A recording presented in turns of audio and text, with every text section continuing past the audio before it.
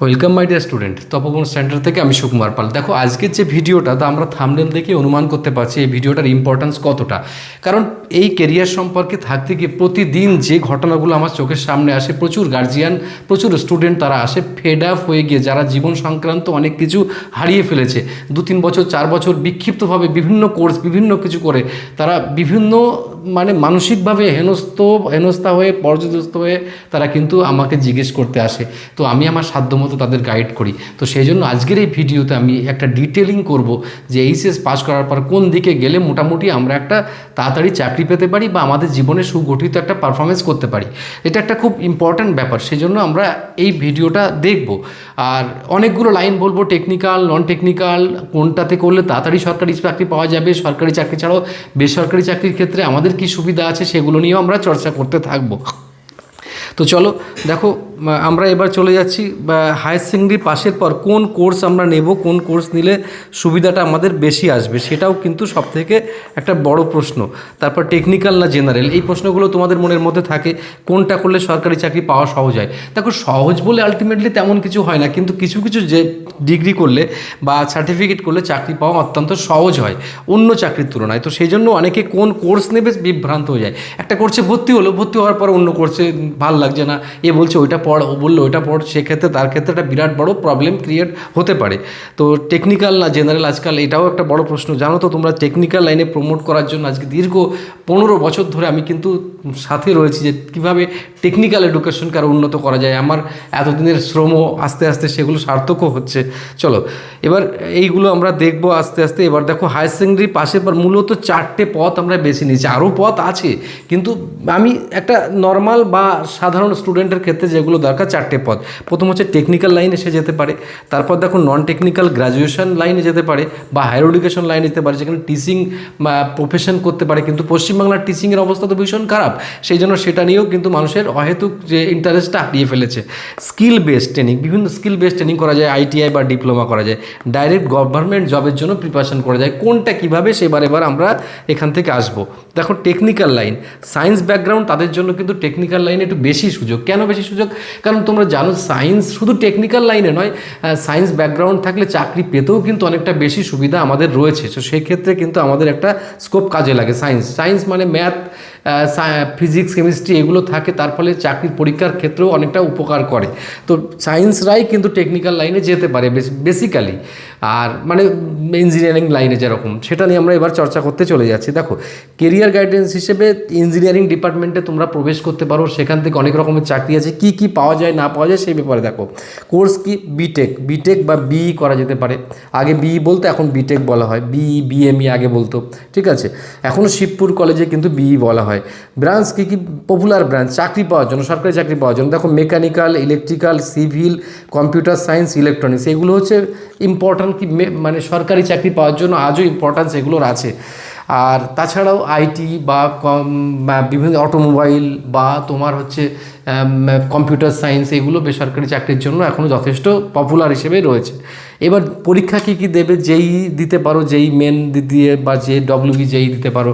এছাড়াও ইঞ্জিনিয়ারিং ছাড়া আর একটা ডিপার্টমেন্ট আছে যেটা নিট পরীক্ষা দিয়ে তোমরা ডাক্তারি লাইনে যেতে পারো, বা এএনএম, জিএনএম, ওই রকম ছোটোখাটো অনেক এন্ট্রান্স হয়, সেদিকেও যেতে পারো। সেদিকে আমি আলোকপাত করলাম না আজকের ভিডিওতে, অন্য একটা দিকে আলোকপাত করলাম।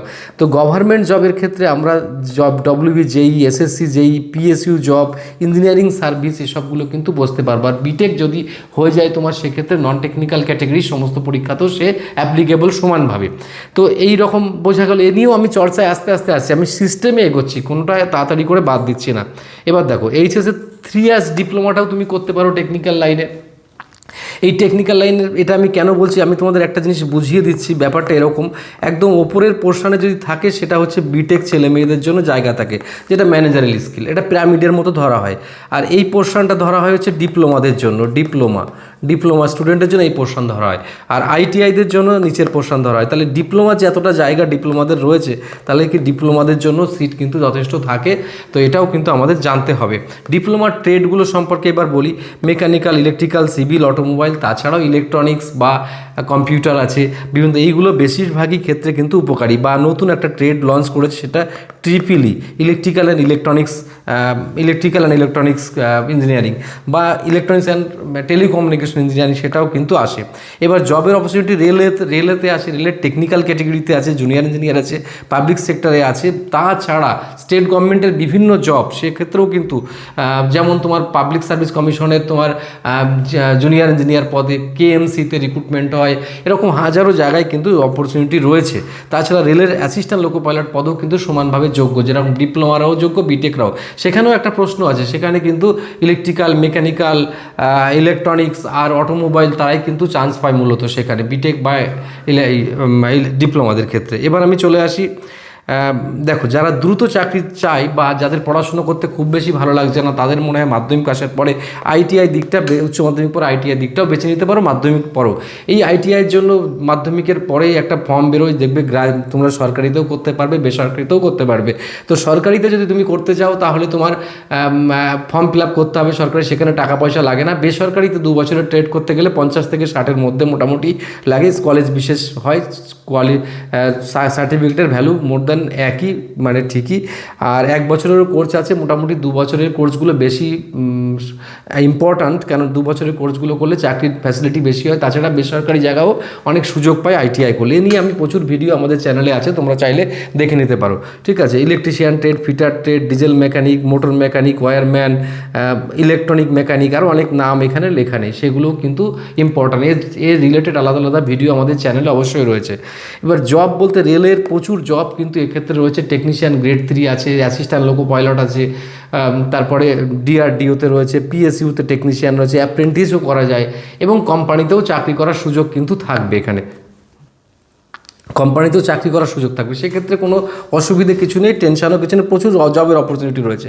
1 বছরের ট্রেড হিসেবে ডিজেল মেকানিক কিন্তু পপুলার, কারণ সেখানে টেকনিশিয়ান এবং লোকো পাইলট দুটো পোস্টে সে ফর্ম ফিল আপ করতে পারবে। আর এছাড়াও প্রচুর সুযোগ আছে, আইটিআই নিয়ে প্রচুর ভিডিও এই চ্যানেলে দেওয়া আছে, বহুদিন ধরে প্রমোট করছি আমি ব্যাপারগুলো। এবার দেখো কেরিয়ার গাইডেন্স হিসেবে নন টেকনিক্যাল ক্যাটাগরিতে যদি তুমি চলতে চাও, এইচএসের পাস, তুমি আর্টস নিয়ে পড়তে পারো, কমার্স নিয়ে পড়তে পারো, সায়েন্স নিয়েও পড়তে পারো। সেক্ষেত্রে বিএসসি, আর্টস নিয়ে পড়লে বিএ, কমার্স নিয়ে পড়লে বিকম, আর সায়েন্স নিয়ে পড়লে বিএসসি, এই ডিগ্রি অর্জন করে তুমি চাকরির পরীক্ষায় বসতে পারো, সরকারি চাকরি। সেগুলো CGL, SSC, railway, NTPC, group D, এসবগুলো তো পারবে, ডব্লিউবিসিএস, আরও অনেক চাকরি আছে, সেগুলোতে তুমি অবশ্যই যোগ্য আর কি। তাহলে আমরা এতগুলো সিস্টেম বুঝলাম। এবার আমি আসবো হচ্ছে যে মানে যারা এইচএসসি পাস করার পর আর পড়তে একদমই ভালো লাগে না, হাইট ভালো আছে, দৌড়ঝাঁপ করতে ভালো চাও, তারা কিন্তু আমি মনে করি ডিফেন্স জবের ক্ষেত্রে তোমরা যেতে পারো। সেক্ষেত্রে এইচএস পাস বা ফিজিক্যাল ফিটনেসটা তোমার কিন্তু খুব জরুরি। সেক্ষেত্রে আর্মি, অগ্নিবীর, নেভি, এসএসআর, সশস্ত্র সীমা বল, বা এইসব মেট্রিক লেভেল রিক্রুটমেন্ট, বা এই যে এয়ারফোর্স, অগ্নিবীর, বায়ুসেনা, বা এরকমভাবে অনেক পোস্ট বেরোয়, সেগুলো তোমরা ফর্ম ফিল আপ করতে পারবে। সেগুলোতে মাধ্যমিক বা এইচএস বেশিরভাগ দরকার পড়ে, বা অনেক সময় দিল্লি পুলিশ বা হেড কনস্টেবল, এরকম অনেক পদ বেরোয়।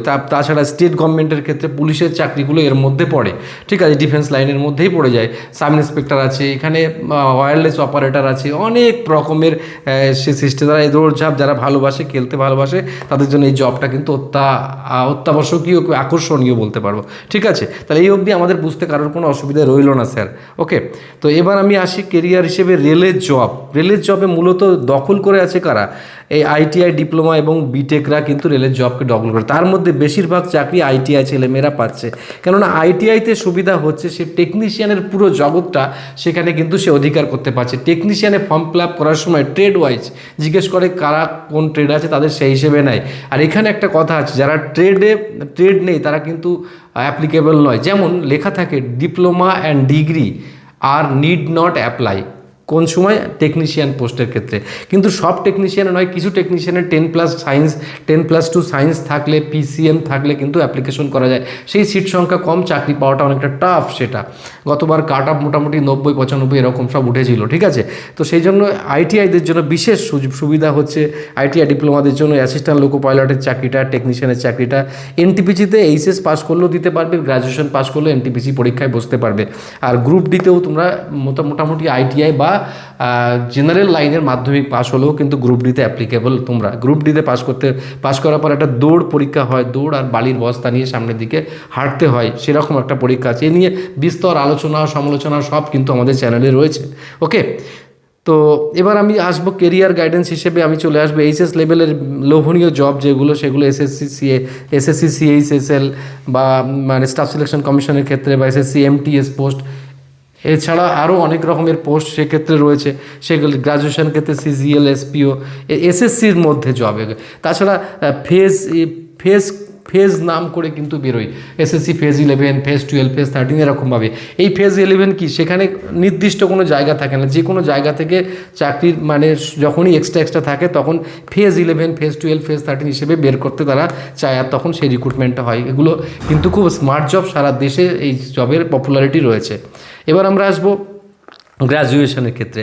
ব্যাংকিং জব কিন্তু একটা দারুণ অপরচুনিটি, বিশেষ করে মহিলা এবং যারা ব্যাংকিং কাজের সঙ্গে রিলেটেড থাকতে চাও, যাদের এইসব ভাল লাগে তাদের ক্ষেত্রে প্রফেশনাল অফিসার, আইবিপিএস পরীক্ষা দিতে পারো, ক্লার্কের চাকরি, এসবিআই পিও এবং এসবিআই ক্লার্কের চাকরিগুলো যথেষ্ট লোভনীয়। সেক্ষেত্রে কোনোটা এইচএস পাস লাগছে, কোনোটা বিকম, বিএসসি, বিএ বা অন্য অন্য আজকাল বিটেক এমটেকরাও কিন্তু এই পোস্টের জন্য সমানভাবে অ্যাপ্লিকেবল। আচ্ছা, তাহলে এই জিনিসগুলো বোঝা গেল, বুঝতে আমাদের মোটামুটি কোনো অসুবিধা রইল না। এবার ওয়েস্ট বেঙ্গলের জন্য স্পেশালি, ওয়েস্ট বেঙ্গলে তো জবের মহামারী চলছে, সেই জায়গায় দাঁড়িয়ে আপাতত কিছু জব আমাদের হাতের সামনে খুব ইম্পর্ট্যান্ট। সেগুলো হচ্ছে পুলিশের জব, যেটা বললাম ডব্লিউবিসিএস ওয়েস্ট বেঙ্গল, এটা সিভিল সার্ভিসের সব থেকে বড় পোস্ট এটা। আর পিএসসি যেটা আছে, পিএসসি পাবলিক সার্ভিস কমিশন, এর মধ্যে অনেক রকমের ক্লার্কিয়াল ক্যাডার থাকে, এর মধ্যে তোমার মানে আইডিও, ইন্ডাস্ট্রিয়াল ডেভেলপমেন্ট অফিসার থাকে, বিভিন্ন পোস্ট থাকে ওখানে। আর group C, group D staff selection কমিশনের মাধ্যমে নিতে পারে, আবার স্কুল সার্ভিস কমিশনের মাধ্যমেও কখনো কখনো এই রিক্রুটমেন্টটা, রিসেন্টলি রিক্রুটমেন্ট একটা হয়ে গেল। ঠিক আছে, এবার আমরা আসবো হচ্ছে স্কিল বেসড। মনে করো কেউ এসব করলো না, তার পড়াশুনো করতে ভালো লাগছে না, কিছু করে কমে খাবে, সেক্ষেত্রে এই জিনিসগুলো শিখতে পারো। কম্পিউটার শিখতে পারো তারা, বা তোমরা ট্যালি শিখতে পারো, ডাটা এন্ট্রি শিখতে পারো, গ্রাফিক ডিজাইন শিখতে পারো, ডিজিটাল মার্কেটিং। আজকাল কিন্তু এসবের ভরপুর মার্কেট রয়েছে এবং এগুলো করলে নিজে নিজে পায়ে দাঁড়ানো যায়। শুধু তাই নয়, ফ্রি লঞ্চিং ব্যাপারটা আজকে খুব সমাজে প্রচলিত, সেগুলোও করা যায়। এই বিষয়েও যদি বিস্তারিত ভিডিও চাও তো আমি তোমাদের সঙ্গে দেবো, কিন্তু কমেন্টস করতে হবে তোমাদের যে বিষয়ের ভিডিও তোমাদের দরকার সেটা, কারণ এসব আমার প্রিয় এবং ভালো লাগার জিনিস, যা নিয়ে আমি চর্চা করতে পারবো ঘন্টার পর ঘন্টা এবং বলতে পারবো আমি। ওকে, তো আমি দ্রুততার সহিত যাতে সময় নষ্ট না হয় তার জন্য আমি কিছু কথা তোমাদেরকে বলে গেলাম।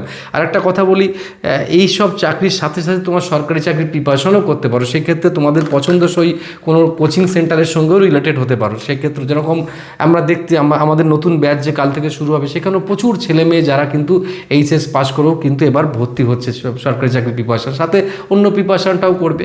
তাহলে এরকমই ব্যাপার। আর আমি আমার প্রত্যেকটা স্টুডেন্টকে আরেকবার বলি, জীবনে এগিয়ে চলার দরকার।